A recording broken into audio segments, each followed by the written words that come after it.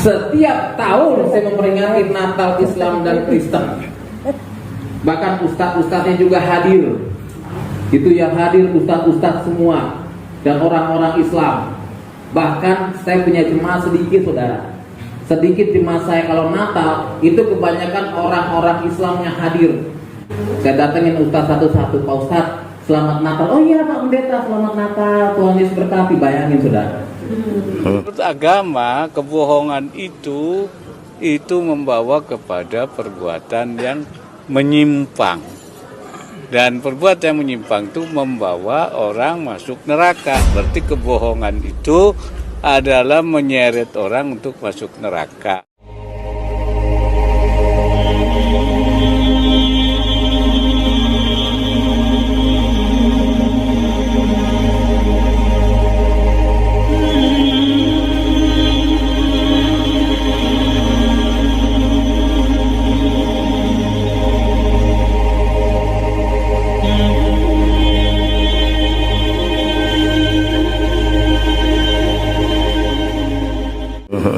Ustadz ngucapin selamat Natal. Dari mana hukumnya Natal itu haram? Ada gak di Al-Quran? Gak ada. Dan yang bener lu. dari mana dalilnya? Gak ada Natal itu ngucapin Natal itu haram. Saya katakan waktu saya dialog, saya bilang tidak haram hukumnya mengucapkan selamat Natal.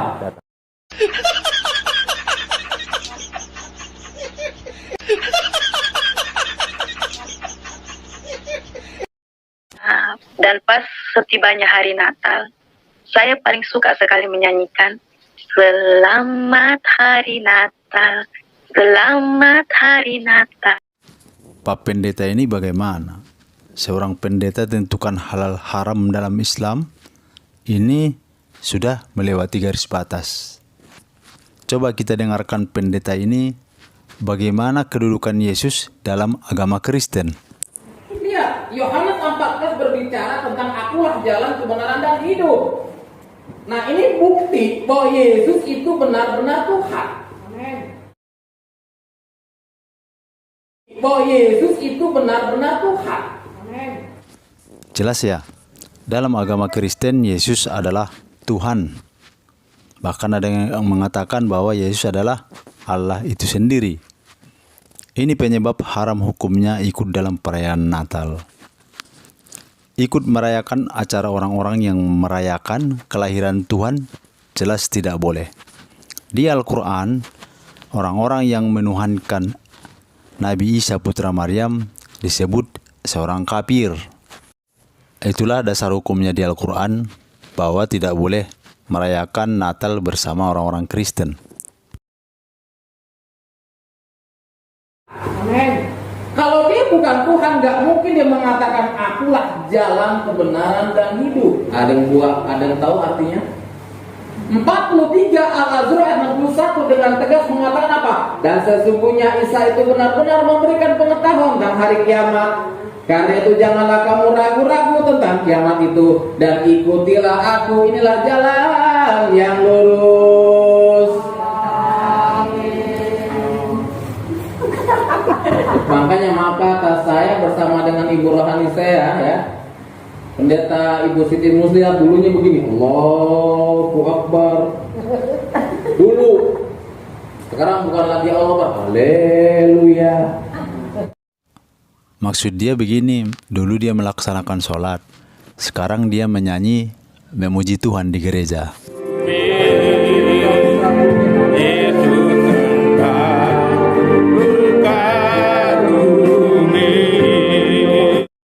Itu bedanya penyembahan dalam Islam dan Kristen. Kalau dalam Islam, penyembahan dilakukan dengan sholat.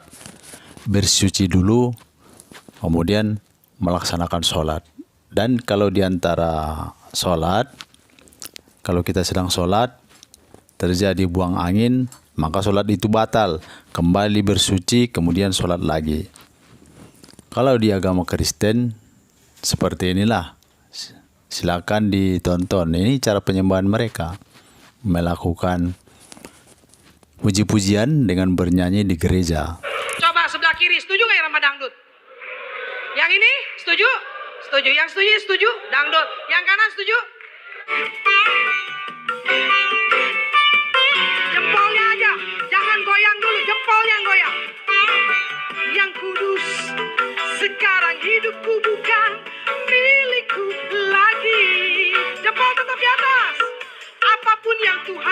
lakukan.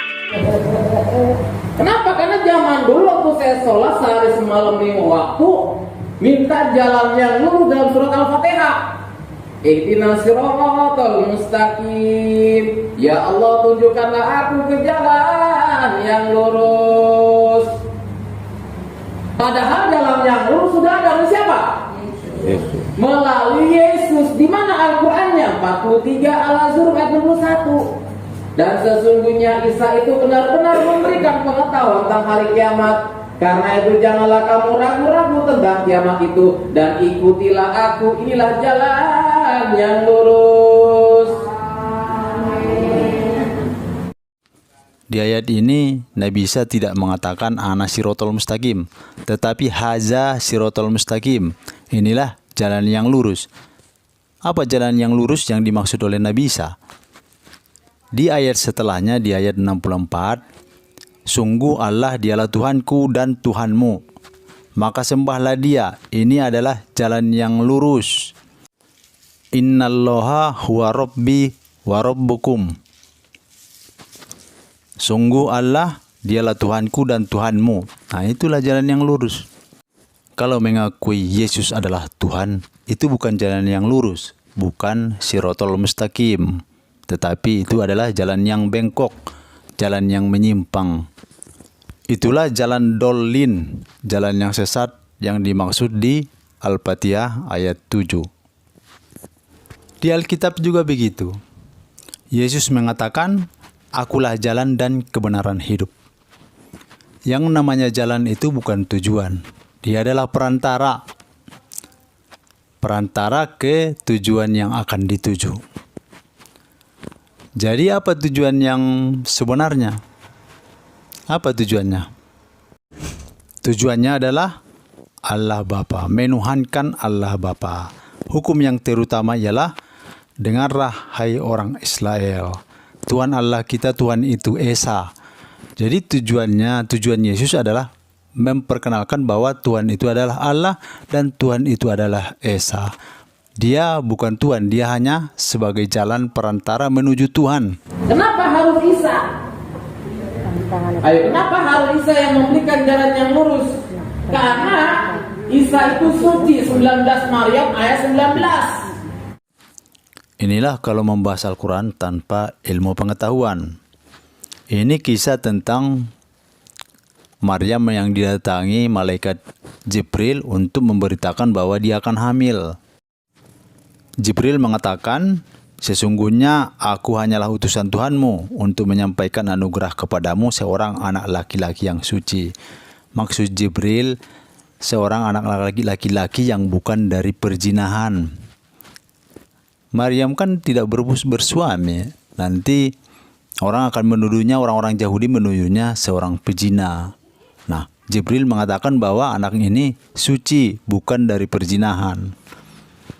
Di ayat 20-nya, Maryam mengatakan, bagaimana mungkin aku mempunyai anak laki-laki padahal tidak pernah ada seorang laki-laki yang menyentuhku dan aku bukan seorang pezina.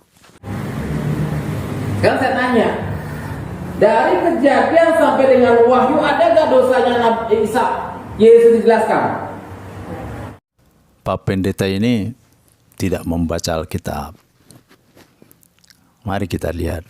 Di Matius pasal 8 ayat 32, Yesus memasukkan setan kepada babi-babi. Kemudian babi-babi itu terjun ke jurang. Akhirnya mereka mati semua. Ini sebuah penganiayaan kepada binatang. Nabi Muhammad tidak pernah melakukan hal seperti ini. Kemudian di Matius pasal 21 ayat 18 sampai 19, Yesus ingin makan pohon ara. Tetapi pohon ara itu belum berbuah. Akhirnya Yesus marah. Dia marah ke pohon ara itu dan mengatakan, engkau tidak akan berbuah lagi selama-lamanya. Jadi apa salah pohon ara? Padahal dia belum musimnya berbuah. Hal yang seperti ini tidak dilakukan oleh Nabi Muhammad. Beliau tidak pernah menganiaya tumbuhan. Kita lanjut di Matius pasal 7 ayat 6. Jangan kamu memberikan barang yang kudus kepada anjing dan jangan kamu melemparkan mutiaramu kepada babi. Sebenarnya ini perkataan kasar. Nabi Muhammad tidak melakukan hal seperti ini. Beliau lemah lembut kepada siapapun. Kita lanjutkan lagi di Matius pasal 21 ayat 2. Yesus berpesan kepada muridnya, pergilah ke kampung yang di depanmu itu, dan di situ kamu akan segera menemukan seekor keledai betina tertambat dan anaknya ada di dekatnya. Lepaskanlah keledai itu dan bawalah keduanya kepadaku. Ini pengambilan tanpa permisi kepada yang punya atau tidak membeli. Jadi ini mengambil tanpa diketahui oleh pemilik. Nabi Muhammad tidak pernah melakukan ini. Beliau kalau mengambil sesuatu membelinya atau permisi kepada orang yang mempunyai barang itu. Itu cerita di Alkitab. Di Al-Quran tidak ada cerita yang seperti itu. Nabi Isa digambarkan sebagai seorang rasul yang berbudi pekerti yang luhur, yang baik.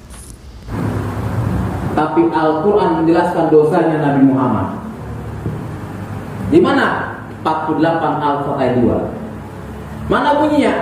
Agar Allah memberikan ampunan kepadamu Muhammad atas dosamu yang lalu dan yang akan datang, serta menyempurnakan nikmatnya dan menunjukimu ke jalan yang lurus.